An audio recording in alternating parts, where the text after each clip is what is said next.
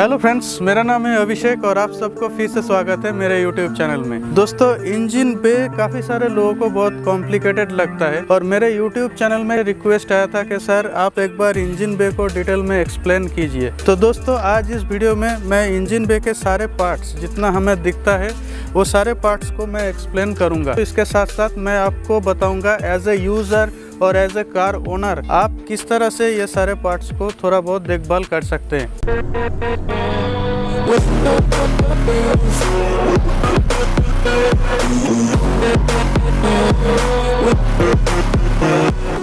तो दोस्तों, यहाँ पर जो आप मॉड्यूल देख रहे हैं इसे ABS मॉड्यूल कहते हैं। ABS सारे व्हील्स का लॉकिंग कंडीशन डिटेक्ट करता है। ABS मॉड्यूल से रिलेटेड हम लोगों को कुछ मेंटेनेंस करने का जरूरत नहीं पड़ता है। अगर कहीं पे कोई एरर निकल के आता है कंपनी इसे टेक केयर कर लेते हैं। दोस्तों, इस तरफ में आप देखेंगे एक प्लास्टिक का हाउसिंग है। दोस्तों, यहाँ पर हेडलाइट का असेंबली होता है। आप अगर हैलोजन हेडलैम्प यूज करते हैं तो हैलोजन हेडलैम्प चेंज करने का तरीका यूजर मैनुअल में होता है। और दोस्तों, सिमिलरली इस तरह का और एक मॉड्यूल दूसरे साइड में भी अवेलेबल है।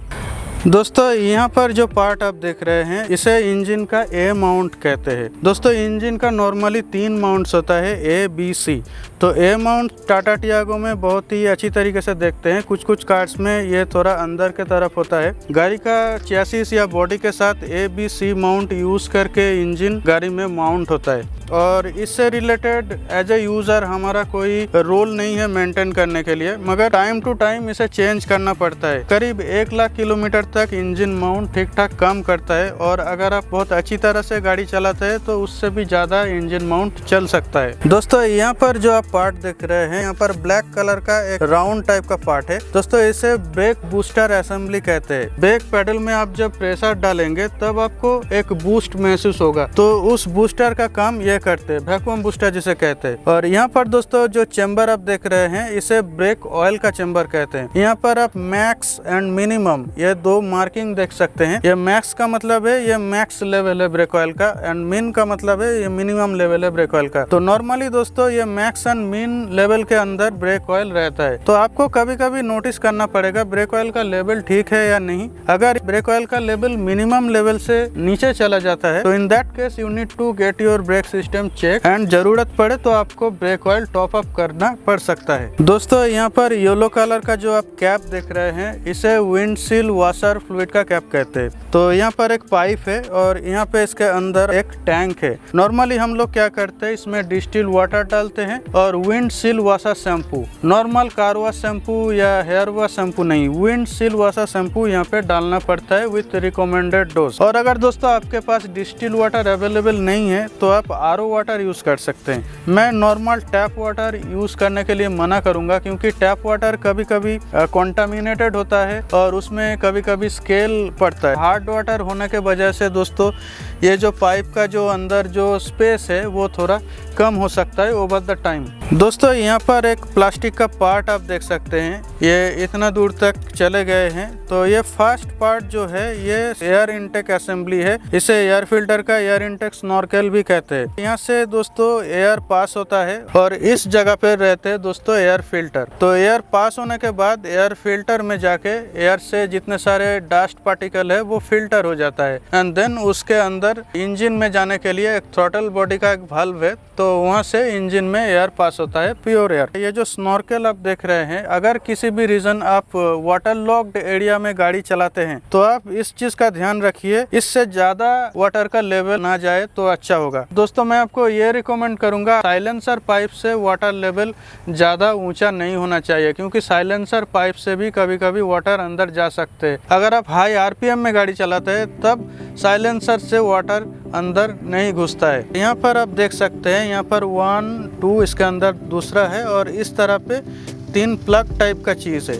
तो दोस्तों इसको अगर आप उतार देंगे, मैंने देखा था वर्कशॉप में, तो इसके अंदर स्पार्क प्लग रहते हैं। ये रेवोट्रॉन 1.2 3 सिलेंडर इंजन है। इसमें 3 स्पार्क प्लग आपको देखने को मिलेगा। अगर आपके पास 4 सिलेंडर इंजन वाला गाड़ी होता है तो दोस्तों यहाँ पर आपको 4 स्पार्क प्लग देखने को मिलेगा। और दोस्तों यहाँ पर इस तरह का बहुत सारे सेंसर्स रहता है। ये एयर फ्लो को सेंस करता है। ये गाड़ी में टर्बो चार्जर नहीं है और as a user you need to make sure जब रेगुलर मेंटेनेंस होता है तब आपको ये स्पार्क प्लग चेक करके देखना पड़ता है कि स्पार्क प्लग में जो गैप है वो गैप सही है या नहीं। अगर गैप किसी भी रीजन कम हो जाता है then you need to change the spark plug और you need to clean the spark plug to make it work properly. मैं आपको रिकमेंड करूंगा हर सर्विस में आप एयर फिल्टर को क्लीन कर लीजिए। नॉर्मली यहाँ पर पेपर फिल्टर यूज होता है, आप इसको किसी ऑयल या पानी से क्लीन मत कीजिए। सर्विस सेंटर वालों इसको प्रेशराइज्ड एयर से क्लीन कर देता है। यहाँ पे इंजन ऑयल का डिपस्टिक होता है। डिपस्टिक का मेन काम है इंजन ऑयल का लेवल कितना है वो देखना। डिपस्टिक में एक मिनिमम एंड एक मैक्सिमम मार्किंग होता है। इंजन ऑयल का लेवल मैक्स एंड मिन मार्किंग के अंदर होना चाहिए। दोस्तों इंजन ऑयल डिपस्टिक चेक आप तभी कीजिए जब आपका गाड़ी का इंजन ठंडा होता है। इंजन अगर गर्म हो जाता है तो इंजन ऑयल का लेवल इंक्रीज कर जाता है, क्योंकि गर्म होने के बाद इंजन ऑयल का विस्कोसिटी चेंज हो जाता है। विस्कोसिटी का मतलब चिकनाहट। और दोस्तों डिपस्टिक से आप ये भी देख सकते हैं आपका इंजन ऑयल का क्वालिटी कैसा है। इंजन ऑयल डालने के कुछ हजार किलोमीटर बाद दोस्तों ग्रेजुअली इंजन ऑयल का कलर चेंज हो जाता है। ये डीजल इंजन में और भी ज्यादा होता है, मगर इंजन ऑयल का कलर चेंज होने का ये मतलब नहीं है आपका इंजन ऑयल खराब हो गया है। अगर किसी भी रीजन दोस्तों आप देखते हैं आपका इंजन ऑयल का लेवल ग्रेजुअली रिड्यूस कर रहा है तो इस टाइप का सिचुएशन में दोस्तों आपको वर्कशॉप में जाना पड़ेगा और चेक करना पड़ेगा किस वजह से इंजन ऑयल का लेवल आपका ग्रेजुअली रिड्यूस कर रहा है। हालांकि दोस्तों नॉर्मली इंजन ऑयल का लेवल रिड्यूस नहीं करता है, साल में एक बार। एंड टाटा मोटर्स में 15,000 किलोमीटर के अंतर एक बार इंजन ऑयल को फुल चेंज करना पड़ता है। और दोस्तों यहाँ पर एक कैप आपको देखने को मिलेगा। ये कैप को ओपन करके इंजन ऑयल डालना पड़ता है। दोस्तों ये ब्लैक कलर का जो पार्ट्स आप देख रहे हैं इसे इंजन ऑयल फिल्टर कहते हैं।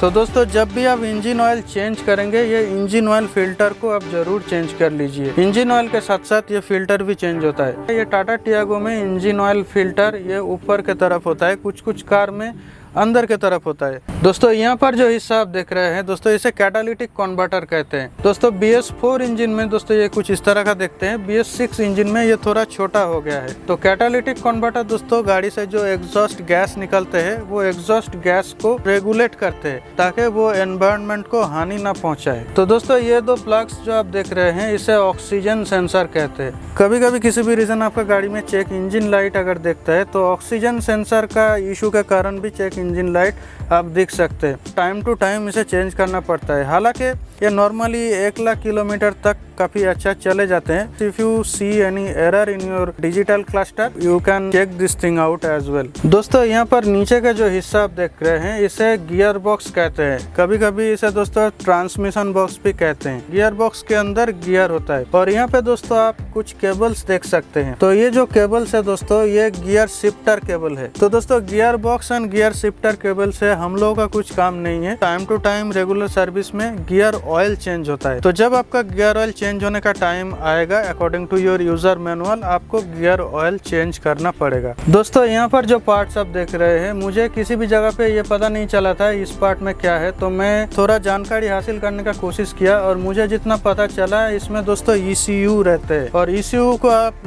इस तरह से सोच सकते हैं ये कार का एक कंप्यूटर है। कार में जितने सारे पार्ट्स है वो किस तरह से रन करेगा उसका सारे प्रोग्राम या कोड ECU के अंदर रहते हैं। तो जब भी दोस्तों आपका कार में कुछ सॉफ्टवेयर अपग्रेड होता है एक्चुअली वो ECU को अपग्रेड करता है। तो दोस्तों आप जब सर्विस सेंटर विजिट करेंगे तो आपको टाइम टू टाइम चेक करना पड़ेगा आपका कार में कोई सॉफ्टवेयर अपग्रेड आया है या नहीं and accordingly your service advisor will upgrade your ECU।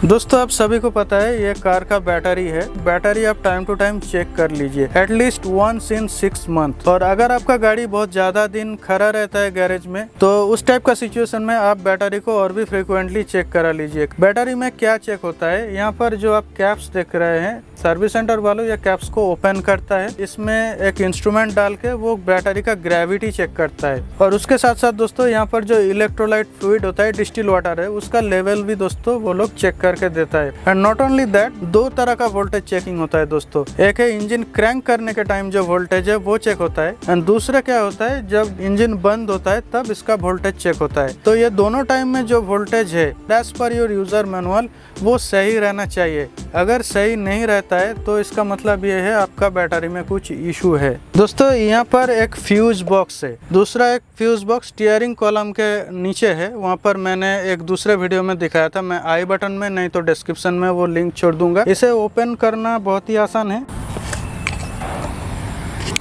तो दोस्तों फ्यूज बॉक्स के अंदर यहाँ पर एक डायग्राम आपको देखने को मिलेगा। ये डायग्राम से आपको पता चलेगा यहाँ पे जितने सारे फ्यूज है ये कौन सा फ्यूज किस काम में यूज होता है। किसी भी रीज़न आपका गाड़ी में अगर कुछ इलेक्ट्रिकल फेलियर होता है तो आपको पहले देखना पड़ेगा गाड़ी में कोई फ्यूज ब्लोन आउट हो गया है या नहीं। तो दोस्तों फ्यूज बॉक्स में आपको ऐसा कुछ नंबर्स देखने को मिलेगा। 60 का मतलब 60 एम्पियर, 10 का मतलब 10 एम्पियर। तो ये सारे दोस्तों डिफरेंट एम्पियर का फ्यूज़ है। तो दोस्तों अगर किसी भी फ्यूज़ ब्लोन हो गया तो आपको यहाँ पर कुछ ऐसे स्पेयर फ्यूज़ मिलेगा। तो स्पेयर फ्यूज़ यूज़ करके आप फ्यूज़ को रिप्लेस कर सकते हैं। और दोस्तों यहाँ पर एक फ्यूज़ ओपनर होता है दोस्तों, तो इसे यूज़ करके आप ऐसे फ्यूज़ को ओपन कर सकते हैं। और दोस्तों अगर स्पेयर फ्यूज़ आपका ख़त्म हो गया तो इन दैट केस आपको फ्यूज़ एक कार का पार्ट्स का दुकान से खरीदना पड़ेगा।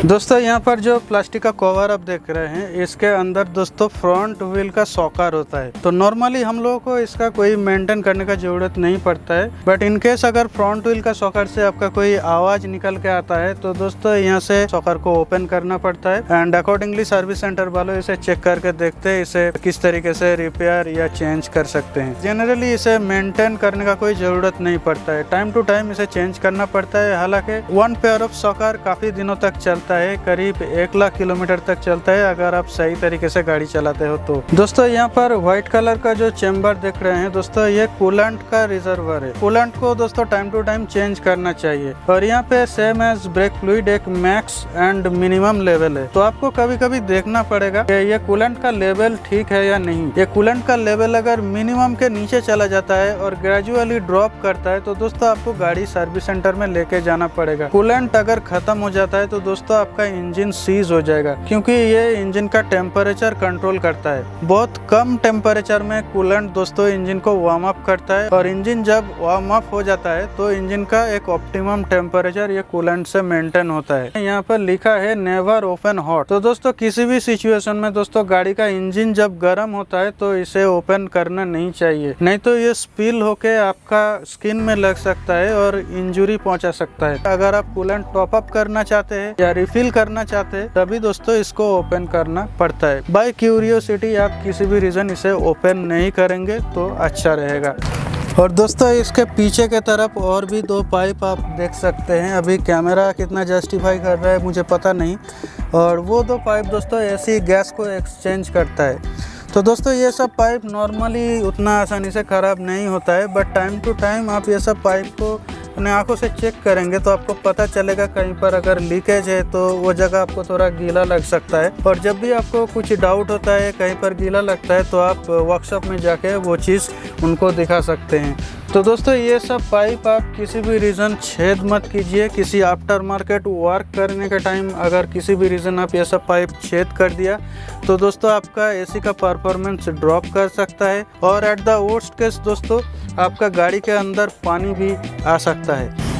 दोस्तों सिमिलरली आप यहाँ पर एक पाइप देख सकते हैं। इस पाइप के मदद से दोस्तों electrical wires and cables cabin के अंदर जाते हैं। इस टाइप का काउंसिलिंग अगर ठीक से नहीं रहता है तो दोस्तों केबिन का कूलिंग इसमें अफेक्टेड होता है। आप जहाँ पे गाड़ी रखते हैं वहाँ पर अगर चूहे इंजन बे में पहुँचते हैं तो ये सब चीज़ को आप नोटिस करेंगे। दोस्तों यहाँ पर जो पार्ट आप देख रहे हैं इसे ऑल्टरनेटर कहते हैं। जब गाड़ी चलते है तो ऑल्टरनेटर की मदद से आपका बैटरी चार्ज होता है। और दोस्तों यहाँ पर ऑल्टरनेटर का एक रबर का बेल्ट होता है। तो ये रबर का बेल्ट का एक सर्विस लाइफ होता है, और ये रबर का belt time to time change करना पड़ता है। तो जब आप देखेंगे ये रबर बेल्ट बहुत ज्यादा वेयर एंड टियर हो गया तो आपको ये रबर बेल्ट वर्कशॉप से चेंज करना पड़ेगा। दोस्तों यहाँ पर एक फैन है, तो ये फैन को दोस्तों रेडिएटर का फैन कहता है। और इसके आगे दोस्तों दोस्तों रेडिएटर होता है। तो दोस्तों रेडिएटर फैन इंजन का कूलिंग सिस्टम के साथ रिलेटेड है और ये फैन दोस्तों हमेशा वर्किंग कंडीशन में होना चाहिए। यहाँ पर एक इलेक्ट्रिकल कपलर है, किसी भी रीजन वो कपलर अगर लूज हो गया तो ये फैन काम करना बंद कर सकता है। प्रेशर वॉश करने के टाइम टू टाइम साफ करना चाहिए और साफ हो जाने के बाद दोस्तों प्रेशराइज्ड एयर से उसे ड्राई करना चाहिए। तो ये इंजन का कूलिंग सिस्टम को अच्छी तरीके से मेंटेन कर सकता है। दोस्तों ये ब्लैक कलर का जो आप कवर देख रहे हैं इसे under bonnet noise insulation cover कहते हैं। तो कुछ कार में ये होता है, कुछ कार में नहीं होता है। जैसे मेरे ये Tata Tiago XZ plus BS4 में कंपनी फिटेड नहीं आया था तो मैंने इसे अलग से लगाया था, मगर BS6 टाटा टियागो में ये कंपनी फिटेड आता है। दोस्तों ये होने की वजह से इंजन का नॉइज बाहर थोड़ा कम पहुंचता है, तो आपको इंजन थोड़ा साइलेंट लगता है। दोस्तों यहाँ पर बोनेट में कुछ इस तरह का रबर स्टॉपर आपको देखने को मिलेगा। ये गाड़ी का गेट में भी आपको दिखता है और इसका काम है दोस्तों जब आप बोनेट को बंद करेंगे तो ये प्रॉपर्ली क्लोज होकर रहता है। तो ये आप एडजस्ट कर सकते हैं ओवर द टाइम। ये अगर वेयर एंड टियर होता है तो इसे आप चेंज भी कर सकते हैं। तो अगर किसी भी कारण आपका बोनेट लूज फिट होता है, बोनेट से नॉइज आता है, तो इसका एक बजाय ये रबर स्टॉपर भी हो सकता है। ये पाइप से दोस्तों विंडशील्ड वॉशर ग्लास में स्प्रे होता है। तो कुछ कार में विंडशील्ड वॉशर नोजल बोनेट के अंदर यहाँ पर होता है। जैसे BS6 टाटा टियागो में बोनेट के अंदर विंडशील्ड वॉशर नोजल है, इसमें बोनेट के ऊपर दिखता है विंडशील्ड वॉशर नोजल। दोस्तों ये रेडिएटर ग्रिल के पीछे आप 2 हॉर्न देख सकते हैं। यहाँ पर कंपनी फिटेड डिस्क हॉर्न है। तो बाय डिफॉल्ट कार में कम से कम 1 हॉर्न तो होना चाहिए। लोअर मॉडल्स में दोस्तों 1 हॉर्न देता है, हायर मॉडल्स में 2 हॉर्न मिलता है। तो एक लो टोन और एक हाई टोन हॉर्न आपको देखने को मिलता है। तो दोस्तों कैसा लगा ये वीडियो आप कमेंट करके बताइए। अगर वीडियो अच्छा लगता है तो एक लाइक दीजिए, अपने दोस्तों के साथ शेयर कीजिए और इस तरह का और भी अगर कंटेंट आप देखना चाहते हैं तो प्लीज़ मेरे चैनल को सब्सक्राइब कर लीजिए।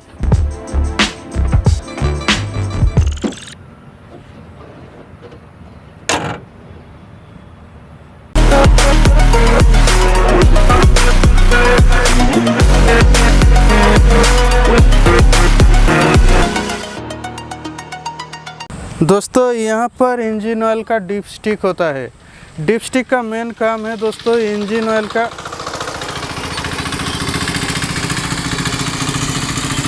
दोस्तों